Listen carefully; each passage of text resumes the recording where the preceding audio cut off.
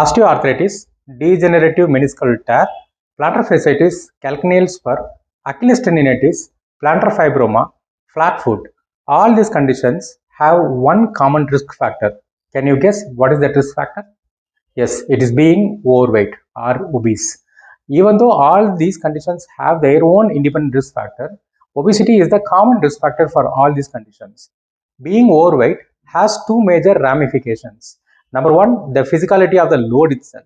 The heaviness of the body will be loading the meniscus, will be loading the cartilage, will be loading the tendon, will be loading the arch of the foot. So that means every step they walk, every step they climb, every step they run, or even they sit down on the floor and get up, or when they do lunges or any squat, the load on their joint and the tendons and on the ligaments will be doubled.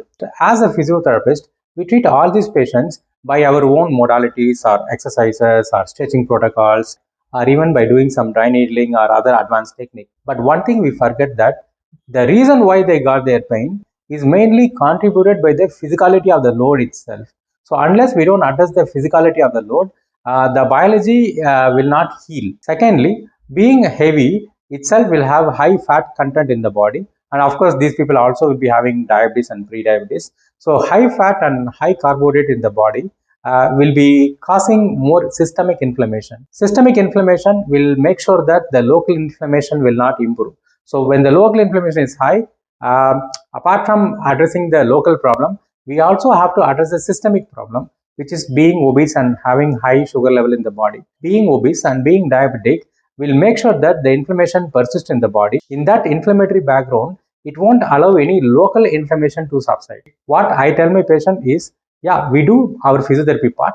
What you do from your side is to try to cut down your calories and try to reduce your body weight, be metabolically healthy, so that it provides you an immense opportunity to quickly come out of your pain and your dysfunction. Because we know that once you get arthritis, it's life.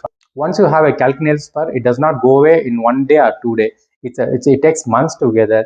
If you do only local intervention without considering the physical load, which is the weight itself, and without considering the systemic inflammation because of the high fat content and high glucose content in the body, then our intervention will not be so much successful every time. So you may get luck here and there, but consistently you can't give result without addressing these two factors: the physicality of the load and the systemic inflammation.